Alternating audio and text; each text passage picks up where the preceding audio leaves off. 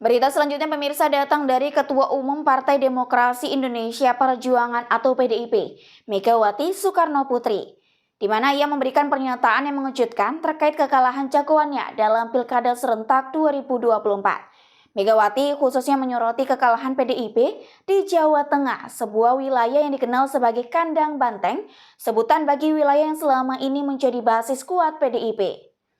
Menurut Megawati, kekalahan ini mencerminkan adanya masalah mendalam dalam pelaksanaan pilkada yang jauh dari harapan. Saudara-saudara, seluruh rakyat Indonesia yang saya cintai dan banggakan. Pada hari ini, seluruh rakyat Indonesia telah berpartisipasi memberikan suaranya pada pilkada. Pilkada cermin peradaban bangsa. Dalam pilkada ini, saya selalu menyerukan bahwa suara rakyat adalah suara Tuhan. Vox Populi, Vox Dei. Ungkapan bijak ini menegaskan betapa berbahayanya sekiranya pemilu hanya dijadikan alat kekuasaan. Saudara-saudara sekalian, Indonesia merdeka mengandung semangat pembebasan dari berbagai bentuk penjajahan.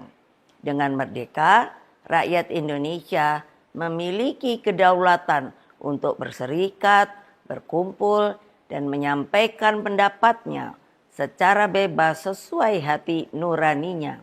Amanat inilah yang saya jalankan pada saat Pilpres 2004 yang dikenal sebagai pemilu yang paling demokratis tanpa campur tangan kekuasaan.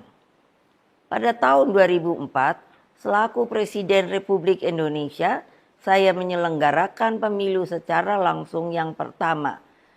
Dalam pemilu itu rakyat sungguh berdaulat. Lalu, mengapa kedaulatan rakyat itu kini dimanipulasi hanya karena kekuasaan? Saya sangat khawatir bahwa hal ini akan terus berjalan di kemudian hari. Oleh karena itu, saya bertanya, di manakah sebenarnya hak dan keadilan dan kedaulatan seluruh rakyat Indonesia yang saya cintai?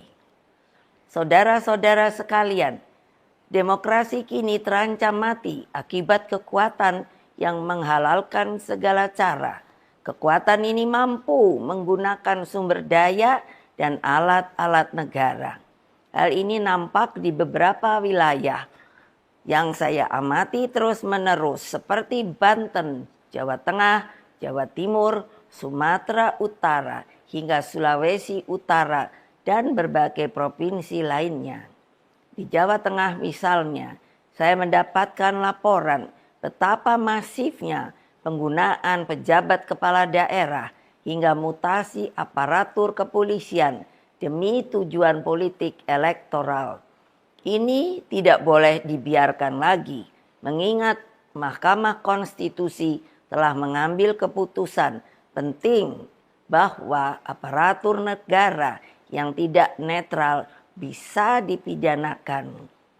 Saudara-saudara sekalian, saya mengenal Jawa Tengah dengan baik. Saya terpilih sebagai anggota DPR RI 3 kali. Jawa Tengah bukan hanya kandang banteng, namun menjadi tempat persemaian gagasan nasionalisme dan patriotisme. Saya melihat energi pergerakan rakyat, simpatisan, dan kader yang militan, dan seharusnya tidak akan terkalahkan jika pilkada dilakukan secara fair, jujur, dan berkeadilan. Namun, dalam situasi ketika segala sesuatu bisa dimobilisasi oleh kekuasaan, maka yang terjadi adalah pembungkaman. Apa yang terjadi saat ini sudah di luar batas-batas kepatutan etika, moral, dan hati nurani.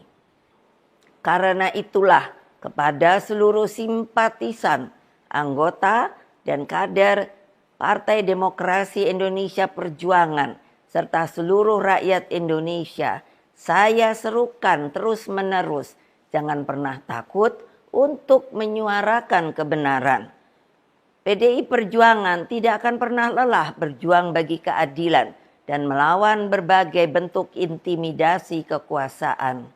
Ingat bahwa pilkada seharusnya mencerminkan peningkatan peradaban. Etika, moral, hati nurani harus jelas tergambarkan.